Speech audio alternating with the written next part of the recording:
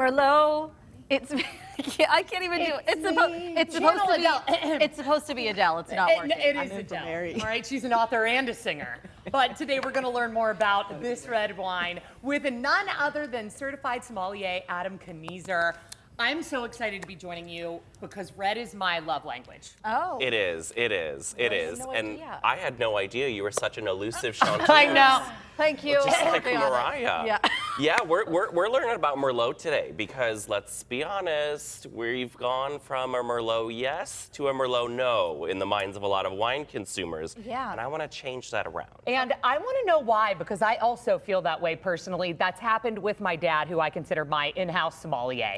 Why the negative connotation? So, do you remember that movie Sideways? Yes. In like the mid-2000s? I do remember Paul this. Giamatti, Sandra Oh. Okay. Great movie. It's actually, I find it horrible and sexist. Oh, okay. That's just me. Well, I guess this is a long time ago. Maybe it is horrible and sexist. It is. We're going with that. Revisit it, you're going to be really surprised. Okay. Attitudes have changed a lot in about 20 years. But so what had happened is Paul Giamatti's character, his ex-wife really liked Merlot, so he makes this comment about, nobody order Merlot, and the movie really focuses on Pinot Noir and, the elegance and finesse of Pinot. So what that led to was a ripping out and a loss of popularity of Merlot in favor of planting Pinot Noir and the popularity of Pinot Noir. So we got a lot of really bad Pinot Noir as a result of that, and then consumers started purchasing a little bit less Merlot. And so it sort of fell out of fashion among a lot of people. So it was from a really bad movie. Right. That we all turned off from Merlot. Everyone. Yes. I think that it was because it's like one of those wines that are easy to order too. Like first comes to mind, oh, I'll order a Merlot when Yes. you don't know any better. Yeah, absolutely. And what was really kind of interesting about that time period is that was the time at which Merlot had kind of reached its commercial peak. And so prices were already kind of on the way down. It was already on its way out the door in favor of Cabernet Sauvignon and Pinot Noir. This kind of gave it a little bit of a push, but we're kind of getting back to a little bit more centered way of approaching this. Okay. And this particular bottle that I brought for you today, I think does a really nice job. This is L'École 41 out of Washington, Walla Walla. So it's kind of like Ja Rule, Walla Walla. Walla, walla, walla, walla.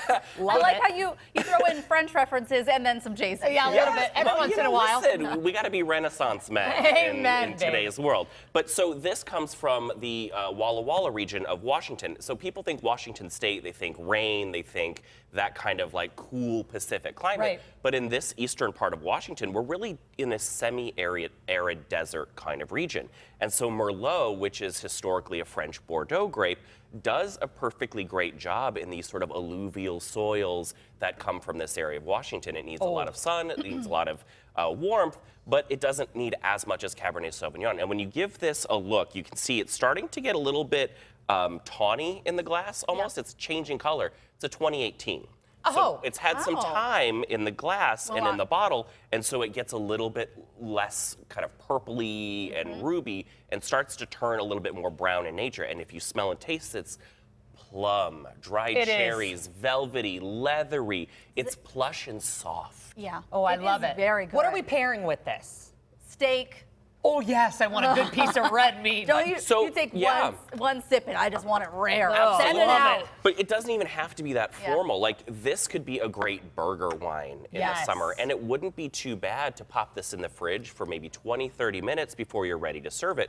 And think about it. It has a lot of those dark fruit characteristics that you really like about Cabernet Sauvignon, but it's in a little bit softer, lighter package. Think velvet glove for the iron fist. Very good. Cheers, everybody. Adam, thank you. Our cookout wine. To find out how you can book Adam for your next event or have him teach you about wine pairings, head to our website, kdka.com/talkpittsburgh for more information. We'll be right back.